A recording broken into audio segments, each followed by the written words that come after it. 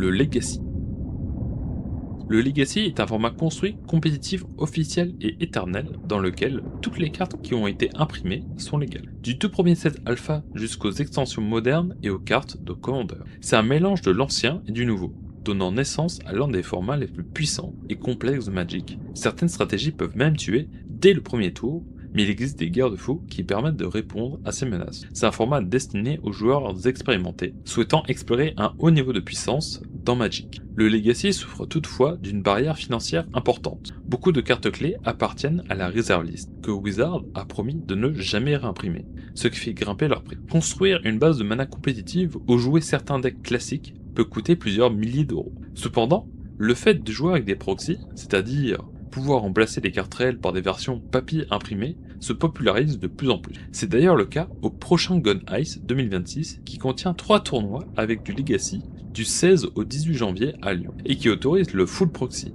le fait de pouvoir jouer un deck entièrement composé de proxy. Plus besoin de payer des centaines d'euros juste pour avoir la possibilité de jouer. Si vous êtes intéressé, toutes les infos sont dans la description et j'espère vous voir pour le Gun Ice 2026.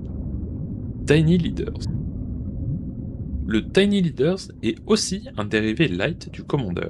Les différences sont les suivantes. Chaque deck doit comporter 50 cartes, et les decks ne peuvent inclure que des cartes dont le coût converti en mana est de 3 au moins, commandant inclus. Le format se joue généralement avec 25 points de vie, favorisant des parties rapides. Le Tiny Leader attire les joueurs qui souhaitent l'expérience de Commander dans un format plus compact et véloce.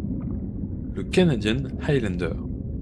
Le Canadian Highlander est un format construit, compétitif et éternel, similaire au Duel Commander et originaire d'une communauté de joueurs du Canada, comme son nom l'indique. Il y a deux différences majeures avec le Commander.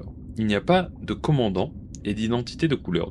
À la place d'une banlist, c'est un système de points qui est attribué aux cartes. Il y a un maximum de 10 points attribuables pour un deck, et la carte la plus puissante vaut 8 points. L'intérêt principal du Canadian Highlander est de permettre une grande liberté de construction de deck grâce à ce système de points. En effet, il est possible de jouer toutes les cartes existantes dans Magic. Mais cette grande flexibilité dans le deck building peut être rebutante, car ça ajoute beaucoup de complexité lors du